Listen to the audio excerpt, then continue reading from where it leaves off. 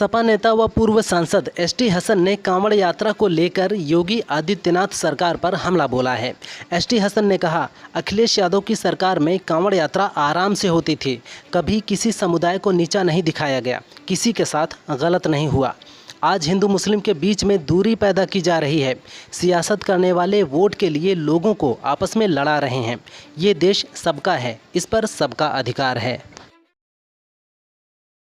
निशिकांत दुबे ने कहा था कि ठाकरे अपने घर महाराष्ट्र में अगर बहुत बड़े बॉस हो तो चलो बिहार, यूपी, तमिलनाडु तुमको पटक पटक कर मारेंगे। इस पर सीएम फडणवीस ने कहा, निशिकांत दुबे ने जो कुछ भी कहा है वह आम मराठी लोगों के लिए नहीं है, उन संगठनों के लिए है जिन्होंने विवाद को हवा दी है। हालांकि दुबे का बयान पूरी तरह से सही नहीं है। देश की तरक्की में महाराष्ट्र के योगदान को कोई नकार नहीं सकता है। धर्मांतरण के मुद्दे पर सपा नेता व पूर्व सांसद एसटी हसन ने कहा, अगर कोई लोभ, लालच या डरा कर धर्मांतरण करता है तो गलत है, लेकिन अपनी इच्छा से धर्म बदलना गलत नहीं है। अब फिल्मों के सहारे लोगों को भड़काया जाता है। ऐसा ना हो कि आपस में लड़ाई दुश्मनी भारी पड़ जाए। 10% लोगों को अंदर हीन भावना आ गई है, वो माहौल ख़राब करते हैं, लेकिन आज भी हिंदू मुसलमान में बहुत मोहब्बत है। पूर्व सीजेआई डीवाई चंद्रचूड़ ने कहा, लोकसभा और विधानसभा के चुनाव एक साथ कराना संविधान के मूल ढांचे का उल्लंघन नहीं है। हालांकि प्रस्तावित बिल के मुताबिक चुनाव आयोग को विधानसभाओं का कार्यकाल बढ़ाने या घटाने की शक्ति मिल सकती है। ऐसे में इलेक्शन कमीशन के शक्ति इस्तेमाल को परिभाषित किया जाना चाहिए। आगे कहा कि इससे क्षेत्रीय और छोटी पार्टियां हाशिए पर जा सकती हैं। फाइनेंस से जुड़े नियमों को मजबूत किया जाना चाहिए।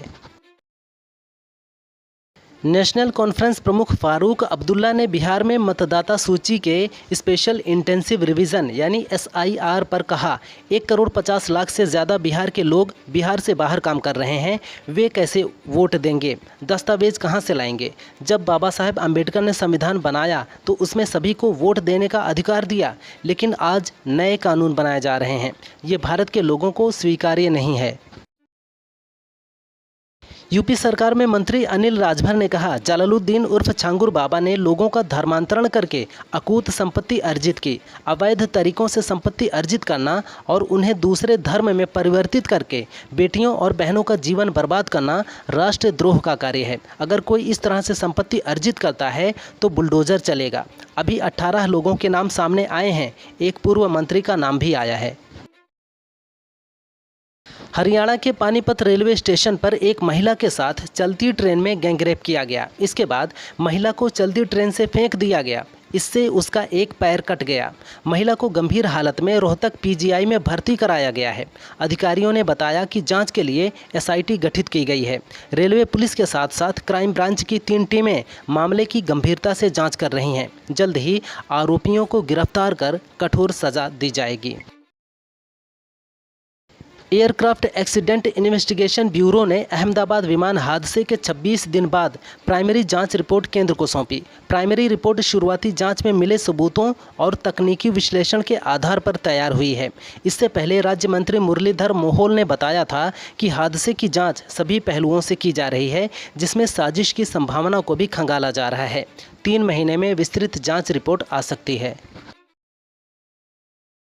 यूपी में वज्रपात से हर साल कई लोगों की मौत हो जाती है। इसे लेकर सीएम योगी ने इसरो के अध्यक्ष डॉक्टर वी नारायणन से मुलाकात की।